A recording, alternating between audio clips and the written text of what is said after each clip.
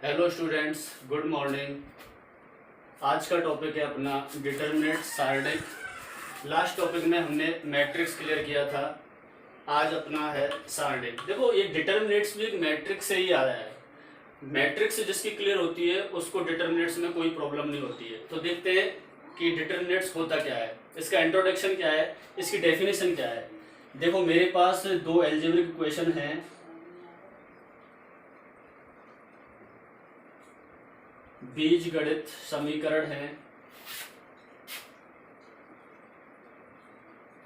पहला है a1x plus b1y equal to c1। दूसरा है a2x plus b2y equal to c2। ठीक है बेटा, मेरे पास दो एल्जेब्रिक इक्वेशन हैं, a1x plus b1y equal to c1, दूसरी है a2x plus b2y equal to c2। अब इन दोनों एल्जेब्रिक इक्वेशन को अपन मैट्रिक्स फॉर्म में लिखते हैं। तो a1 b1 a2 b2 और x y और c1 c2। अब इन दोनों एल्जेब्रिक इक्वेशन को मैंने मैट्रिक्स फॉर्म में लिखा। देखो, मैट्रिक्स फॉर्म में कैसे लिखते हैं, अपन जानते हैं ये दोनों मल्टीप्लाई में हैं, तो a1 का इससे b1 का इससे मल्टीप्लाई करेंगे, जोड़ देते हैं, फिर थर्ड मैट्रिक्स के इक्वल होता है। अच्छा, अब देखते हैं बेटा कि दोनों एल्जेब्रिक इक्वेशन को हमने मैट्रिक्स फॉर्म में लिखा। अब यहाँ पर इन दोनों इक्वेशंस का हम सॉल्व करें तो इनका यूनिक सॉल्यूशन हो भी सकता है और यूनिक सॉल्यूशन नहीं भी हो सकता। अर्थात यदि इन दोनों समीकरणों को हम हल करें तो इनका अद्वितीय हल हो भी सकता है और नहीं हो सकता। अच्छा, अद्वितीय यूनिक सॉल्यूशन होने या नहीं होने के लिए इन नंबर्स पर डिपेंड करता है। ये जो संख्या है इस पर डिपेंड करता है कि यदि के a1 upon a2 is not equal to b1 upon b2। ठीक है, एक बार तो दोबारा से देखो कि इन दोनों समीकरण का अद्वितीय हल अर्थात यूनिक सॉल्यूशन होने के लिए हो भी सकता है और नहीं भी हो सकता है। इसके लिए इन नंबर पर डिपेंड करेगा। यदि ये नंबर बराबर नहीं है, अर्थात के a1 b2 minus a2 b1 is not equal to 0, अर्थात इन नंबर्स का एक यूनिक मान है, एक यूनिक वैल्यू है, तब इस डिटर्मिनेट को, तब इस मैट्रिक्स को अपन क्या बोलते हैं, डिटर्मिनेट। ठीक है बेटा, तब इस मैट्रिक्स को अपन क्या बोलते हैं, डिटर्मिनेट, जिसको अपन क्या लिखते हैं, जैसे तब इस मैट्रिक्स को अपन क्या बोलते हैं, डिटर्मिनेट, और जिसको अपन डेट ए से या इससे या फिर इससे डिनोट करते हैं। ठीक है बेटा, डिटर्मिनेट्स क्या होती है कि यदि किसी मैट्रिक्स का कोई निश्चित मान हो, यदि किसी मैट्रिक्स का कोई निश्चित मान हो तो उस मैट्रिक्स को अपन क्या कहते हैं, सारणिक। तो इसकी डेफिनेशन क्या बनती है कि प्रत्येक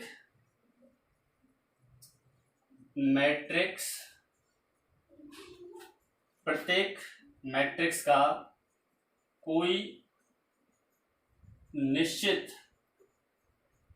मान हो या निश्चित संख्या हो, यदि किसी मैट्रिक में कोई निश्चित संख्या हो या निश्चित मान हो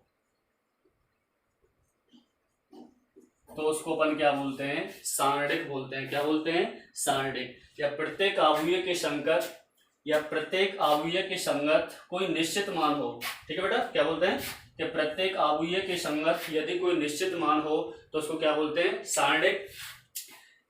ठीक है बेटा, क्या देखा हमने, डिटर्मिनेंट के लिए हमको क्या चाहिए कि कोई मैट्रिक्स चाहिए। अच्छा, इसमें एक चीज और होती है कि प्रत्येक स्क्वायर मैट्रिक्स चाहिए। प्रत्येक वर्ग अवयव के संगत यदि कोई निश्चित संख्या हो तो वह क्या कहलाती है, डिटर्मिनेंट्स कहलाती है। तो डिटर्मिनेंट्स के लिए हमेशा स्क्वायर मैट्रिक्स चाहिए हमको। तो इसकी डेफिनेशन क्या होती है कि every square matrix can be associate a number which know determinants. दोबारा देखो कि every square matrix can be associate a number which know क्या होती है, डिटर्मिनेट्स। ये होती है डिटर्मिनेट्स। अच्छा देखो, जैसे अपने पास ये अपनी कोई मैट्रिक्स है जिसके एलिमेंट हैं ए बी सी डी, ये स्क्वायर मैट्रिक्स है 2 into 2 की। अब इसकी डिटर्मिनेट्स क्या हो जाएगी, डिटर्मिनेट्स ए, या इसको डेट ए से डिनोट करते हैं और इसको अपन ऐसे लिखते हैं ए बी सी डी। तो ये मैट्रिक्स ए की क्या होती है, डिटर्मिनेट्स। ठीक है बेटा, डिटर्मिनेट्स क्लियर क्या होती है, इंट्रोडक्शन पढ़ा था हमने। अब नेक्स्ट टॉपिक है अपना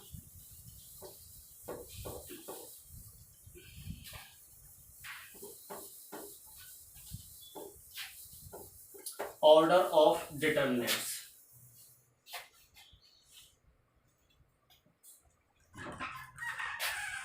ऑर्डर ऑफ डिटर्मिनेट्स,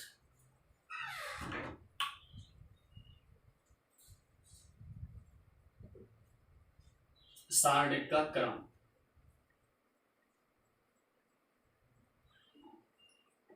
अच्छा, सारणिक का क्रम क्या होता है, मैंने भी एक बार रिपीट कर लेते हैं कि जो भी डिटर्मिनेट्स होगी वो हमेशा एक स्क्वायर मैट्रिक्स में होगी, स्क्वायर मैट्रिक्स में होगी। तो या तो इसका सारणिक का ऑर्डर 1 हो सकता है, या सारणिक का ऑर्डर 2 हो सकता है, या सारणिक का ऑर्डर 3 हो सकता है। तो पहला देखते हैं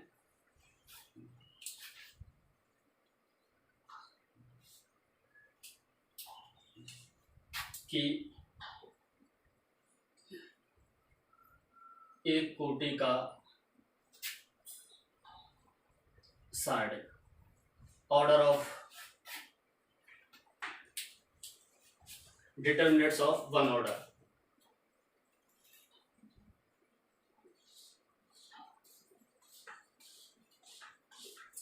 देखो, अब हमको एक्सपेंड करना है कि कोई भी डिटर्मिनेट है उसको अपन एक्सपेंड कैसे करते हैं, उसकी वैल्यू कैसे निकालते हैं। तो देखो, मेरे पास ये अपनी कोई मैट्रिक्स है जिसका एलिमेंट्स है, जैसे उसमें एलिमेंट्स है 8, तो इसका डिटर्मिनेट्स क्या हो जाएगी, इसकी डिटर्मिनेट्स भी कितनी होगी, 8। तो इसको एक्सपेंड करेंगे तो एक ही वैल्यू है तो इसकी वैल्यू हो जाएगी 8।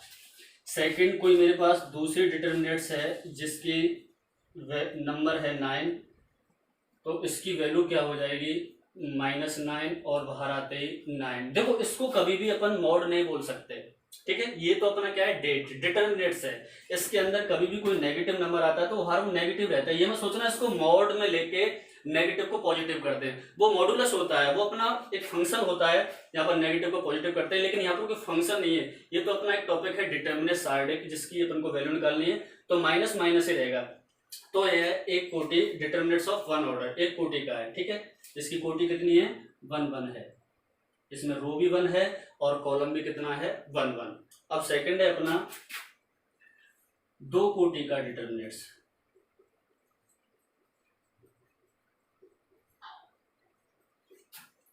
डिटर्मिनेट्स ऑफ 2 ऑर्डर, ठीक है बेटा। मैं एग्जांपल समझा रहा हूं डायरेक्ट। मेरे पास एक कोई मैट्रिक्स है जिसमें 2 -1 और 3 4, ये इसका ऑर्डर कितना है, 2 × 2 का है। तो देखो, ये मैट्रिक्स है, इसको जैसे ही डिटर्मिनेट्स में कन्वर्ट करते हैं अपन, तो 2 -1 3 4।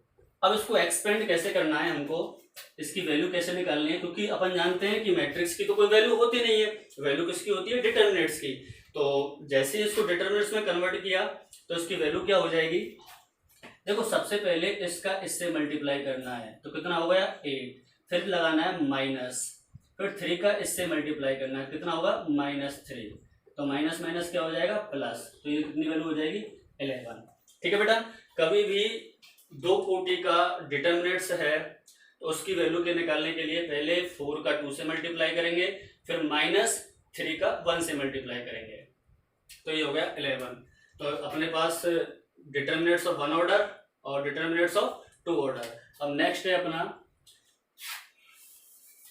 Determinates of 3 order. यदि 3 कोटि का सारणिक है तो उसको कैसे एक्सपेंड करते हैं, उसकी वैल्यू कैसे निकालते हैं, वो भी देख लेते हैं अपन।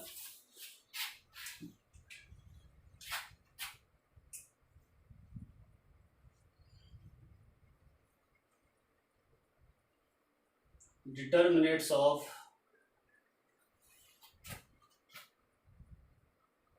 3 ऑर्डर, 3 कोटि का सारणिक, ठीक है। अभी हम सारणिक की वैल्यू फाइंड कर रहे हैं, 3 कोटि का डिटर्मिनेट्स है।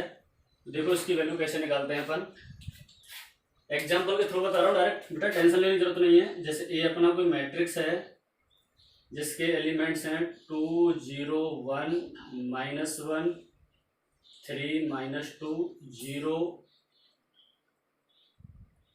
4 और -3। ये अपना कोई मैट्रिक्स है, कितने का है, 3 × 3 का। ये अपना कोई मैट्रिक्स है तो उसको अपन डिटर्मिनेट्स में कन्वर्ट करेंगे।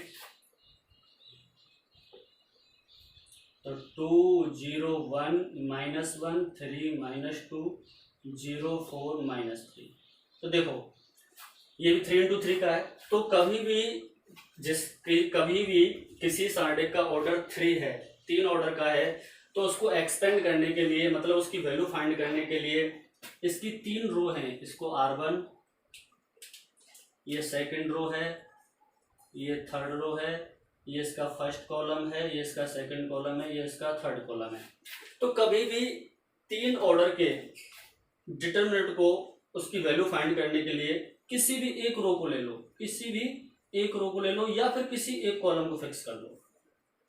ठीक है बेटा, एक चीज याद रखना कि कभी भी 3 ऑर्डर के सारणी को सॉल्व करने के लिए या तो उसकी एक रो ले लो या फिर उसका एक कॉलम ले लो। जैसे मैंने पहली रो फिक्स कर दी, तो इसकी वैल्यू निकालने के लिए क्या करेंगे, पहले फर्स्ट रो फिक्स कर दी, तो यहां से अपन 2 को निकालेंगे। 2 को निकालने के बाद इसके बाद क्या करना है हमको, अब जो 2 है, ये वाला 2 है, अब इसकी इस रो को छोड़ देंगे और इसके इस कॉलम को छोड़ देंगे। तो जो बचा है उसे अपन डिटरमिनेंट में एडिटिव में कितना बचा है, 3 -2 4 -3। ठीक है बेटा। उसके बाद हमेशा अल्टरनेट साइन यूज करेंगे कि जैसे यहाँ जैसे plus minus plus minus plus minus plus minus plus. आप किसी भी रो किसी भी कॉलम को उठा लो, यदि आप सेकंड रो को उठा रहे हैं तो माइनस फिर प्लस फिर माइनस, यदि आप फर्स्ट कॉलम को उठा रहे हो तो plus minus plus, first row को उठा रहे हो तो प्लस माइनस प्लस। ये अपना एक रूल्स होता है डिटरमिनेंट को सॉल्व करने का। उस रूल्स के अकॉर्डिंग अपन प्लस माइनस प्लस ऐड करते हैं। तो मैंने फर्स्ट रो को लिया था तो 2 एज इट इज, उसके बाद इसकी इस रो को छोड़ दिया, इस 2 के कॉलम को छोड़ दिया, तो बचे कुछ एलिमेंट्स को मैंने डिटरमिनेंट में लिख दिया। अब सेकंड आया माइनस, अब यहाँ पर क्या है, जीरो का एज उतारा फिर साइड। अब जीरो वाली जीरो जिस रो में है और जीरो जिस कॉलम में है उसको छोड़ दो। हम क्या याद रखना है कि जहां जीरो है, जीरो वाली रो को छोड़ दो और जीरो वाले कॉलम को छोड़ दो, तो बचा क्या, -1 -2 और 0 -3, फिर क्या आएगा प्लस। अब देखो 1 आया, अब 1 है, अब 1 की जिस रो को और 1 के जिस कॉलम को छोड़ दो तो क्या बचेगा, -1 3 0 4। ठीक है बेटा। अब इसको अपन अभी सेकंड ऑर्डर में चेंज हो गया, अब इसको तो अपन सॉल्व करना अच्छे से जानते हैं, अभी हमने सीखा था तो कैसे सॉल्व करना है। दोबारा देखो, सबसे पहले मैंने इस रो को लिया, रो से 2 निकाला। अब 2 को देखना है, 2 की जिस रो और जिस कॉलम में है उसको छोड़ दो। 2 इस रो में है, इस कॉलम में, इसको छोड़ दो, बच्चों कुछ 4 एलिमेंट्स। फिर उसके बाद माइनस, अल्टरनेट साइन यूज करना है। 0 जिस रो में है जिस कॉलम में उसको छोड़ दो, बच्चे कुछ 4 एलिमेंट्स, प्लस 1 जिस रो में है और जिस कॉलम में उसको छोड़ दो, बच्चे कुछ उतार दो। आगे सॉल्व करते हैं।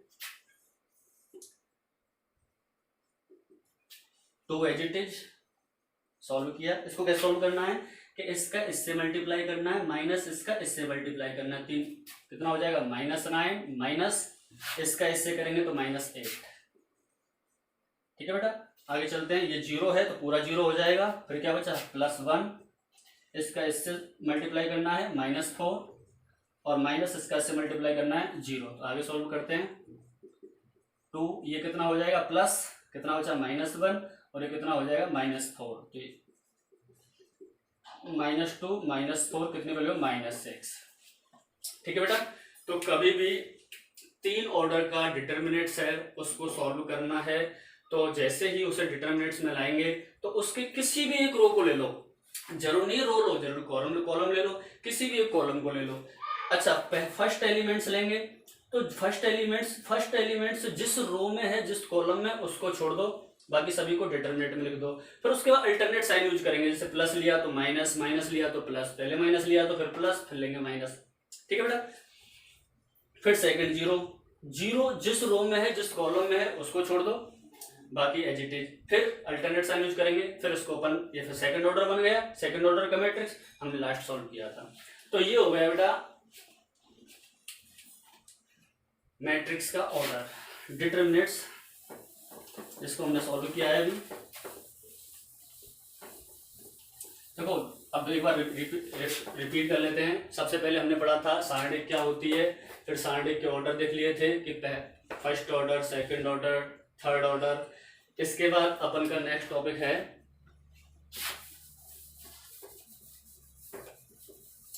कि माइनर और कोफैक्टर फाइंड करना, कि किस कोई भी अपने पास डिटर्मिनेंट्स है उसमें हमने माइनर और कोफैक्टर क्या चीज होते हैं।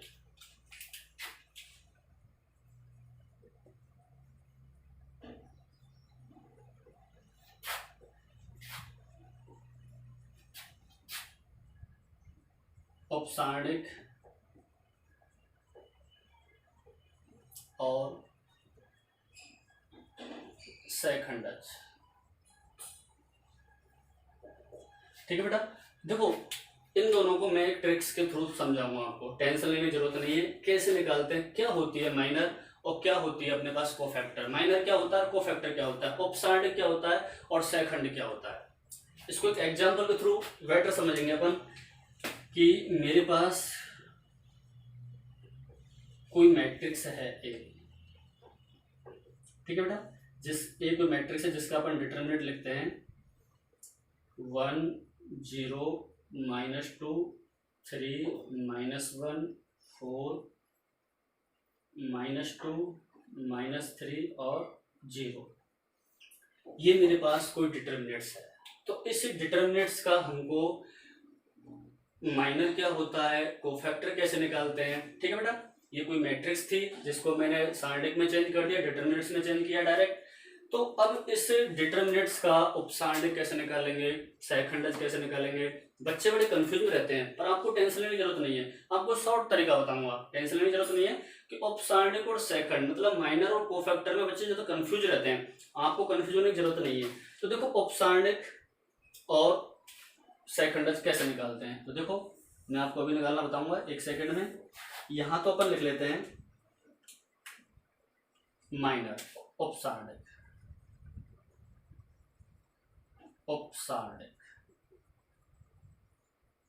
और यहां लिख लेते हैं अपन कोफैक्टर, सहखंड। ठीक बेटा, अब देखो निकालना कैसे। दो चीज याद रखनी है आपको।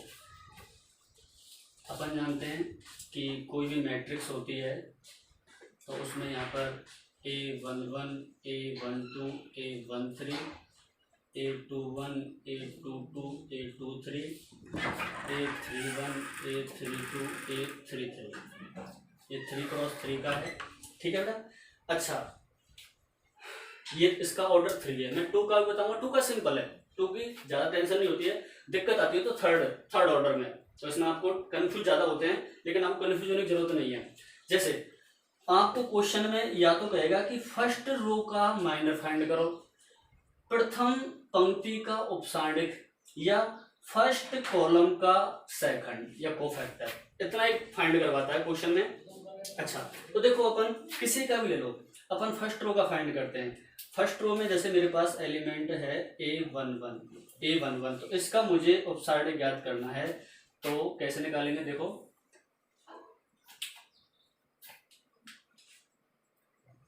A11 का उपसारणिक, A11 का माइनर।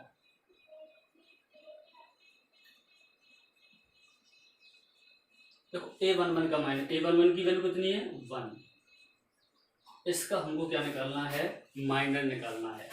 तो इसको 1 कहाँ पर है, तो 1 की जो रो है, 1 का जो कॉलम है उसको छोड़ दो, उसको छोड़ दो। तो क्या बचा अपने पास -1 4 -3 और 0, जिसको सॉल्व कर लो।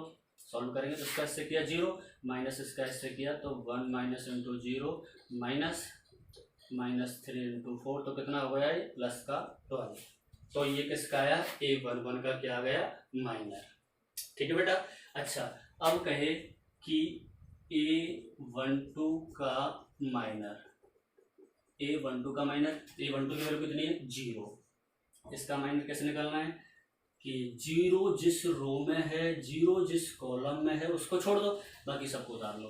क्या है 3 4 -2 और 0, ये उतारा। सॉल्व करते हैं, इसका इससे मल्टीप्लाई किया तो 0 और इसका इससे मल्टीप्लाई किया तो -8। तो यह है A12 का क्या हुआ, माइनर। ठीक है, इसे मल्टीप्लाई नहीं करना है, 1 का मल्टीप्लाई किया 2 का, हमको तो इन एलिमेंट्स का क्या निकालना है, माइनर निकालना है। ठीक है, A11 का निकाला तो A11 का एलिमेंट्स कितना था -1, उसको रो को छोड़ा, उसके कॉलम को छोड़ा, बाकी एलिमेंट्स को सॉल्व किया, ये A11 का माइनर है। अब A12 का माइनर निकालने के लिए 0 है, 0 जिस रो में है, 0 जिस कॉलम में, उसको छोड़ो, बाकी सारे एलिमेंट्स निकाले, A12 का माइनर है। ऐसे ही A13 के माइनर के लिए -2 को, इसको छोड़ेंगे, इसको छोड़ेंगे, इसको निकालेंगे। अब ऐसे कहे कि अब वो ये कहता है कि सेकंड रो का माइनर निकालो, तो अपन सेकंड रो को चलते हैं। तो सबसे पहले क्या लिखते हैं कि A21 का माइनर, मतलब 21 की जगह -3 है, इसकी इस रो को छोड़ते, इसके इस कॉलम को छोड़ते, बाकी चारों को लिखते हैं। ठीक है बेटा। ऐसे ही वो कहता है फर्स्ट कॉलम का माइनर फाइंड करो, तो A11 का -1, A21 का 3, इनको छोड़ते, रो को छोड़ते, कॉलम को छोड़ते, मल्टीप्लाई करते हैं। ठीक है बेटा। आपको किसी भी रो किसी भी कॉलम का माइनर पूछे तो आपको ऐसा ही करना है। सबसे पहले आपको ये लिखना है, आपको सेकंड रो पूछे या फर्स्ट रो पूछे या थर्ड रो पूछे, first column, second column, third column, जिसका पूछे उसके एलिमेंट्स देखो, जो एलिमेंट जिस रो या कॉलम में, उसको छोड़ो, बाकी 4 बचेंगे, उनको डिटरमिनेंट में रख के सॉल्व करेंगे। ये तो है माइनर। अच्छा, अब आता है कोफैक्टर। अब देखो कोफैक्टर के लिए आपको सिर्फ इतना याद रखना है इस साइन का कि plus minus plus minus plus minus plus minus plus, आपको इतना याद रखना है कि ये अल्टरनेट साइन चलेंगे। जैसे यदि हमने यहाँ पर निकाला था A11 का उपसारणिक, तो हम यहाँ पर निकालें कि A11 का सेकंड, A11 का क्या निकालें, सेकंड, कोफैक्टर ऑफ A11, इसका निकालें कोफैक्टर ऑफ A11। तो देखो सॉल्व हमने वही किया है, वही सॉल्व करेंगे। तो यहाँ पर क्या है, -1 है, तो -1, ठीक है, -1 को सॉल्व करेंगे तो सॉल्व कितना आएगा 12, इसको सॉल्व किया कितना आया 12, लेकिन यहाँ पर साइन क्या यूज करेंगे, प्लस, तो आगे क्या लगा देंगे प्लस। तो इसको सॉल्व करने पर तो वैल्यू तो वही आएगी, कितनी आई 12, लेकिन आगे क्या लगा देंगे प्लस। अब कहे कि A12 का माइनर, सॉरी A12 का सेकंड, कोफैक्टर ऑफ A12। अब देखो A12 को हमने यहाँ सॉल्व किया था, A12 की वैल्यू कितनी थी, यहाँ पर 0 थी, जिसका रो छोड़ा, कॉलम छोड़ा, सॉल्व किया, कितना आया था 8, तो यहाँ पर कितना लिख देंगे 8। लेकिन हमको देखना है कि यहाँ पर A12 की वैल्यू कितनी है, ये A11 है, ये A12 है, ये A13 है, ये A21 है, ये A2 है, ये A23 है, ये 31 है, ये 32 है, ये 33 है। तो यहाँ पर A12 का सेकंड के लिए, कोफैक्टर के लिए अपन सेम प्रोसेस याद रखेंगे कि A12 कहाँ, ये 0, इसकी रो छोड़ो, इसके कॉलम को छोड़ो, मतलब कितने 3 4 -2 0, सॉल्व किया, वैल्यू कितनी आई 8 लिख दिया। लेकिन 8 लिखने पर, 8 लिखने के बाद यहाँ पर देखो A12 का साइन कितना है माइनस, तो यहाँ पर क्या लगा देंगे माइनस। तो A12 का कोफैक्टर कितना होगा -8, जबकि A12 का माइनर क्या होगा 8। ठीक है बेटा, समझ में आया। ये अपने पास कोई मैट्रिक्स है कि A12 का माइनर कितना निकला था 8, जबकि A12 का कोफैक्टर कितना होगा -8।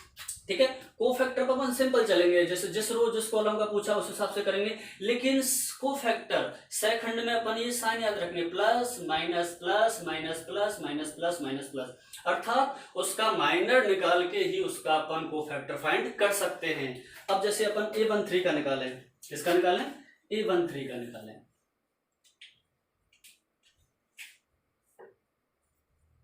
A13 का उपसारणिक निकालते हैं। A13 क्या है, ये रीना -2 है, तो इसकी रो को छोड़ो, इसके कॉलम को छोड़ो, तो कितना बचेगा अपने पास 3 -1 -2 -3, सॉल्व करेंगे, इसका इससे किया तो कितना आया -9, इसका इससे करेंगे तो कितना आया -3, तो कितना बचा -6। तो ये इसका क्या निकला -6, क्या निकला इसका उपसारणिक, क्या निकला उपसारणिक। अब A13 का सेकंड, A13 का सेकंड उपसारणिक कितना निकला -6, लेकिन A13 की अपन कोफैक्टर के लिए क्या साइन यूज करना है, प्लस का मल्टीप्लाई करेंगे तो कितना आएगा वही -6। ठीक है बेटा। तो माइनर में जिस रो या जिस कॉलम का माइनर पूछे तो उनके, जैसे फर्स्ट रो का पूछा तो -1 का माइनर ये होगा, सेकंड रो का सेकंड का माइनर ये होगा, थर्ड का माइनर ये होगा। अच्छा, कोफैक्टर में सिर्फ माइनर ही रहेगा आंसर, लेकिन कोफैक्टर में सिर्फ प्लस का मल्टीप्लाई, सेकंड माइनस का मल्टीप्लाई, प्लस का multiply, minus plus minus plus plus minus, इनका मल्टीप्लाई करते चलेंगे तो वो निकलेगा अपना कोफैक्टर। ठीक है बेटा, कंफ्यूज नहीं होना है कि माइनर और कोफैक्टर कैसे निकालना है, कंफ्यूज नहीं होना है कि माइनर और कोफैक्टर कैसे निकालना है। माइनर पर निकालते चलेंगे, ठीक है बेटा। और कोफैक्टर के लिए अपन उसी ही जिस रो का हमने माइनर निकाला है उसी रो का यदि हम कोफैक्टर निकालते हैं तो माइनर में ही कोफैक्टर निकालने के लिए प्लस माइनस का करते चलेंगे मल्टीप्लाई, तो वो निकल जाएगा अपना कोफैक्टर। ठीक है बेटा। तो आज हमने introduction of determinants, order of determinates, minor और कोफैक्टर, ये हमने 3 टॉपिक क्लियर किए हैं। अच्छा, एक चीज है कि डिटर्मिनेट्स और मैट्रिक्स, इससे पहले हमने मैट्रिक्स पढ़ा था कि मैट्रिक्स और डिटर्मिनेट्स में क्या डिफरेंस होता है। देखो मैट्रिक्स और डिटर्मिनेट्स में क्या डिफरेंस होता है कि इधर है मैट्रिक्स और इधर है डिटर्मिनेट्स। इतना तो पढ़ा होगा कि इसकी कोई वैल्यू नहीं होती है, इसकी वैल्यू नहीं होती है। एक बार रिपीट कर लेते हैं, मैट्रिक्स की कोई वैल्यू नहीं होती है, यहाँ तो सिर्फ रो और कॉलम का एक अरेंजमेंट होता है। जबकि अभी हमने देखा था कि डिटर्मिनेट्स इसकी वैल्यू नहीं होती है, लेकिन इसकी तो वैल्यू होती है। इसकी तो वैल्यू एक फाइनाइट वैल्यू होती है, एक नंबर होता है जिसकी अपन एक यूनिक सॉल्यूशन निकालते हैं, इसकी वैल्यू होती है।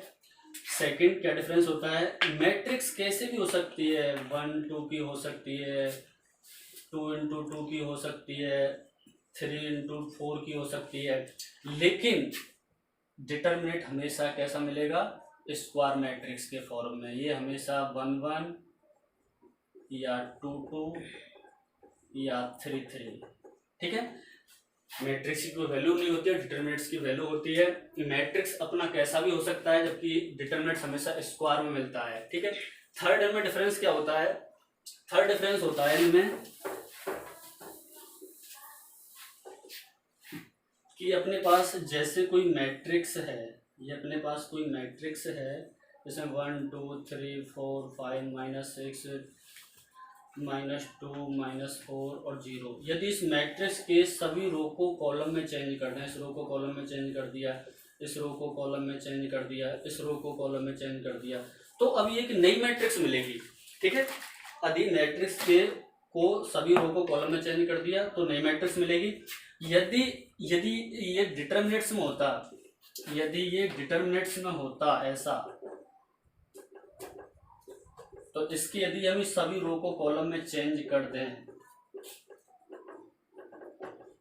तो इसका कोई फर्क नहीं पड़ेगा, ये एज इट इज ही रहेगी।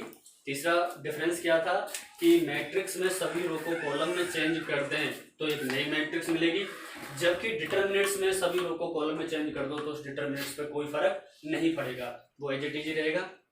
ठीक है बेटा।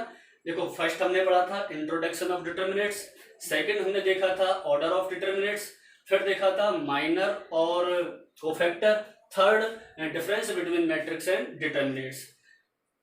ये 4 टॉपिक है। अब नेक्स्ट अपन इसके क्वेश्चंस देखते हैं, नेक्स्ट वीडियो में इसके क्वेश्चंस देखेंगे और इसकी कुछ प्रॉपर्टीज, मेन चीज है इसकी कुछ प्रॉपर्टीज हैं वो अपन नेक्स्ट वीडियो में देखेंगे। एक बार फिर रिपीट कर देते हैं माइनर और कोफैक्टर। इसमें इसका क्वेश्चन पूछा जाता है, बच्चे टेंशन लेने की जरूरत ना करें, ट्रिक सहित याद करें।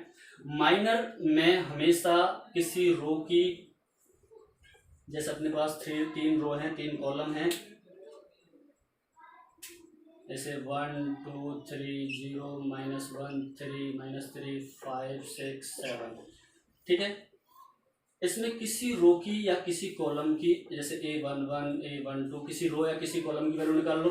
और कोफैक्टर के लिए बस आपको इतना याद रखना है कि जो माइनर निकला है उसी, जैसे फर्स्ट रो का हमने माइनर निकाला है उसी रो का यदि हम कोफैक्टर निकालते हैं तो plus minus plus minus plus minus plus minus plus, इसका ही याद रखना है। ठीक है बेटा, आज के लिए इतना ही काफ़ी है। Thank you. नेक्स्ट वीडियो में अपन इसके कुछ क्वेश्चंस लेके मिलते हैं। Thank you.